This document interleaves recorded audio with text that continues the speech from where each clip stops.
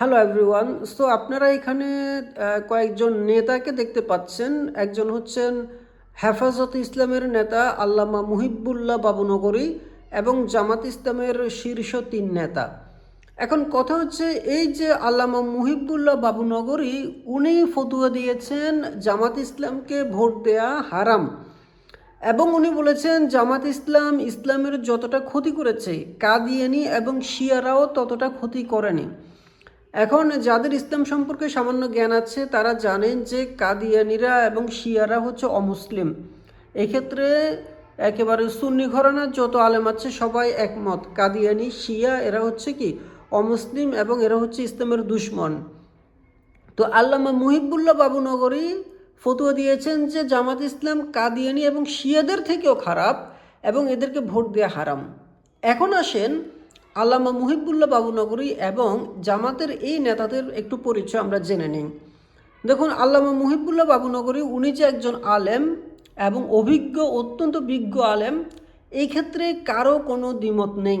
এই জামাতের এই মালগুলোও সেটা অস্বীকার করতে পারবে না।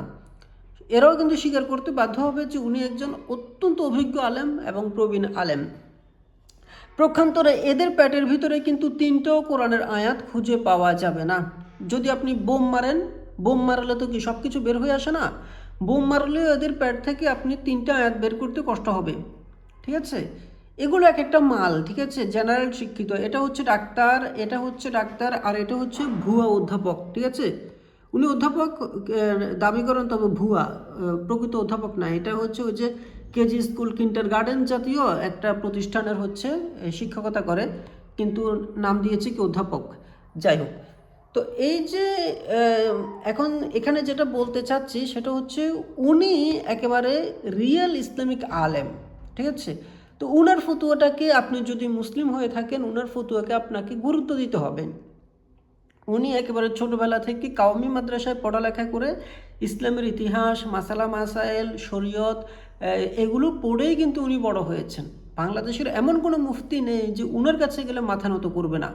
ঠিক আছে, একেবারে সেই মুফতি এনায়েতুল্লাহ আব্বাসী থেকে শুরু করে আরও যত আলেম আছে সবাই উনার কাছে গেলে মাথা নত করতে বাধ্য। উনার ফতুয়া হচ্ছে জামাত ইসলামকে ভোট দেওয়া হারাম।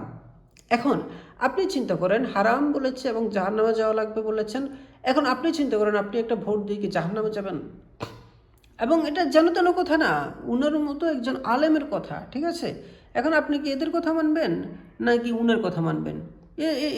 এটার প্যাট কত বড় দেখেছেন? আলী রাদিয়াল্লাহু আনহু বলেছেন, যার প্যাট বুকের উপর উঠে যায় সে হারামখোর। আর উনার প্যাট কোথায় দেখেছেন?